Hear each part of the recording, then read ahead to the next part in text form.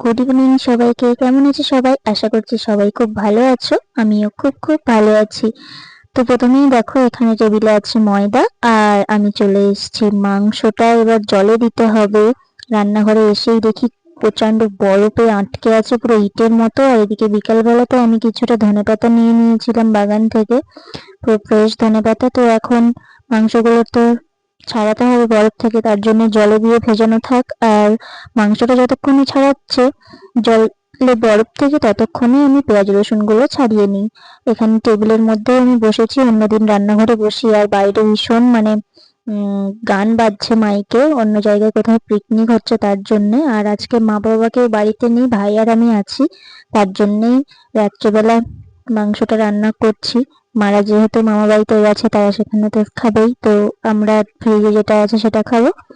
তো দেখো এখানে আমি রসুন ছাড়িয়ে নিচ্ছি ছুরি দিয়ে। ছুরি দিয়ে ছাড়াতে যদিও আমার একটু প্রবলেমই হয়, আমি বটি দিয়ে ছাড়াতেই বেশি ভালোবাসি।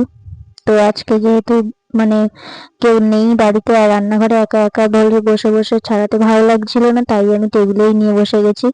পেঁয়াজ গুলো ছাড়াতে বসেছি, রসুনটা ছাড়ানো হয়ে গেছে। অল্প মাংসের জন্য অল্প মশলাই লাগবে। তো দেখো এখানে আমার সব মশলা ছাড়ানো হয়ে গেছে, মানে পেঁয়াজ রসুন আদা যা লাগে আর কি মাংসের জন্য। একটা টমেটো নিয়ে নিয়েছি আমি।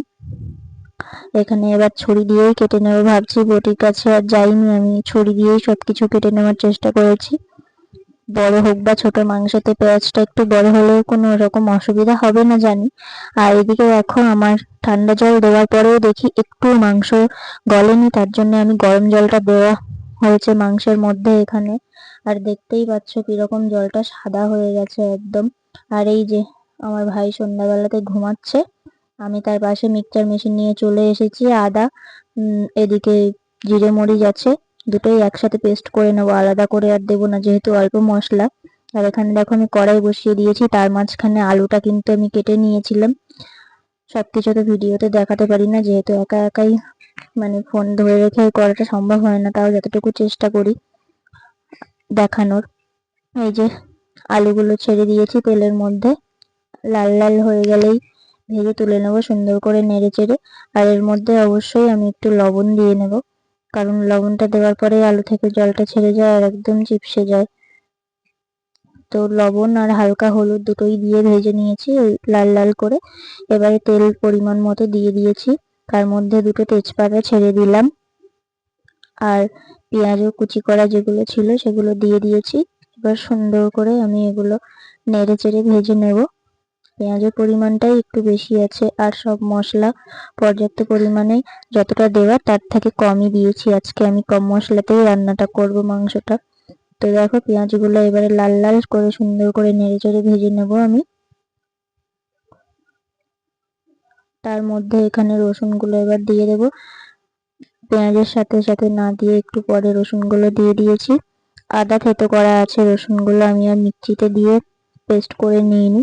আদা থেতো করা রসুনগুলোই তরকারিতে বেশি ভালো লাগে আমার কাছে, মাংসের তরকারিতে পুরোটা পেস্ট করলে রসুনের কিছু ভালো লাগে না, তার জন্য। আর এখানে দেখো সবগুলো সুন্দর করে ভাজা হয়ে গেলে একটু কাঁচা লঙ্কাও দিয়েছি আমি ফালি করে, আর তার সাথে একটা টমেটো, সেইগুলো সবগুলো এখানে দিয়ে দিয়েছি। দিয়ে সুন্দর করে নেড়ে চেড়ে নেবো আমি, যতক্ষণ না এগুলো লাল লাল হয়ে আসছে বা কমে আসছে। দেখো সুন্দর করে আমার কিন্তু সবগুলোই ভাজা হয়ে এসছে প্রায়। এবার টমেটো গুলো আমি ঘেটে ঘেটে মিশিয়ে দেবো ওর সাথে। এবারে সবগুলো রেডি হয়ে যাওয়ার পরে দিয়ে দিচ্ছি আমি এখানে গুঁড়ো লঙ্কা।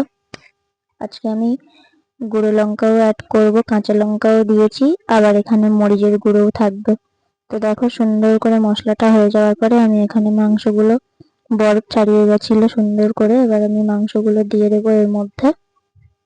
আমি বেশিরভাগ মাংস এইভাবেই রান্না করে থাকি, যখন অল্প মাংস হয় তখন আমি এইভাবেই রান্নাটা করি, আর অনেকটা বেশি মাংস হলে আবার তখন মাখিয়ে রান্না করতে হয়। আমি তো এভাবেই করি।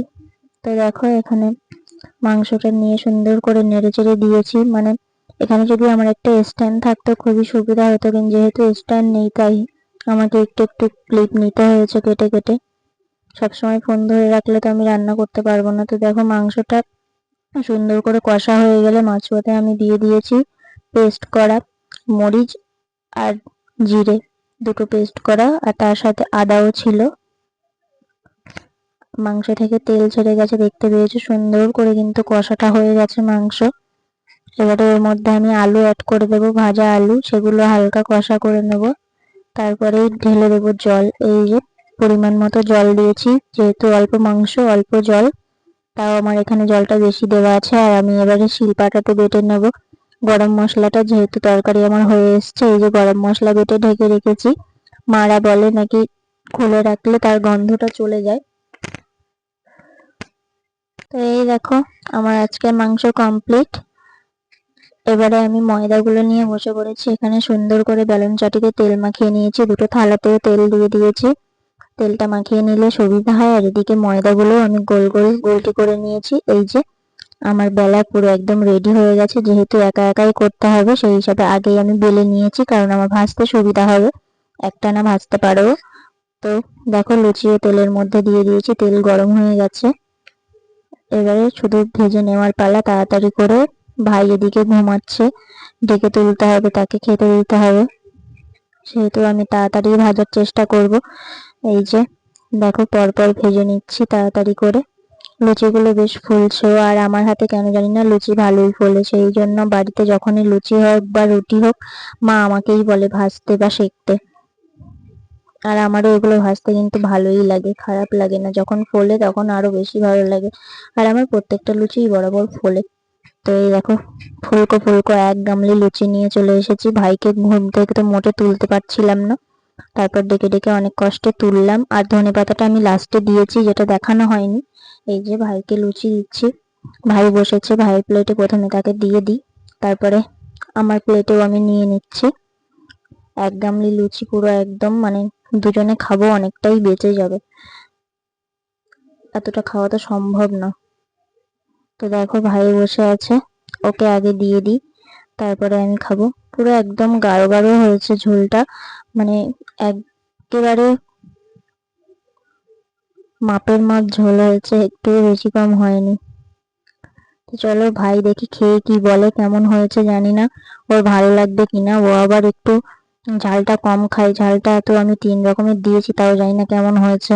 তো দেখো টিভি এক মনে এক ধ্যানে দেখছে আর এদিকে খাচ্ছে। তো আমি ওকে জিজ্ঞেস করছি ভালো হয়েছে, ওই যে মাথা নেড়ে দিল, হ্যাঁ ভালো হয়েছে। তো ভাইয়ের থেকে তো শোনা হয়ে গেছে, এবার আমি একটু খেয়ে দেখবো যে লুচিটা কেমন হয়েছে। আর আমাদের বাড়িতে মাংস হলেই কেন জানি না রাত্রে করে যদি লুচি হয়, এটা কিন্তু সবাই ভালোবাসে, তো যার জন্য ভাত আর করিনি, লুচি মাংসই করা হয়েছে। কিন্তু আমার বাবা আবার লুচি খেতে ভালোবাসে না, তাকে ভাত দিতেই হয়।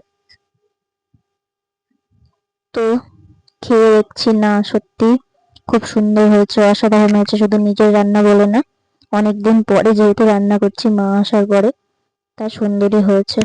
কারা কারা লুচি আর মাংস খেতে ভালোবাসো অবশ্যই জানিও এই কনকনে ঠান্ডার মধ্যে। মানে আমার তো এখনই ভয়েস ওভার দিতে গিয়ে মনে হচ্ছে আবার একটু খাই। যাই হোক, আমার ভিডিও যদি ভালো লেগে থাকে অবশ্যই like, comment, share and subscribe করে দিও। দেখা হচ্ছে নেক্সট কোনো পর্বে, ততক্ষণের জন্য সবাই সুস্থ থেকো, ভালো থেকো। আর ঠান্ডার মধ্যে তোমরাও অবশ্যই রেসিপিটা ফলো করো। আমি খুব একটা ভালো পারি না রান্না, তাও চেষ্টা করলাম।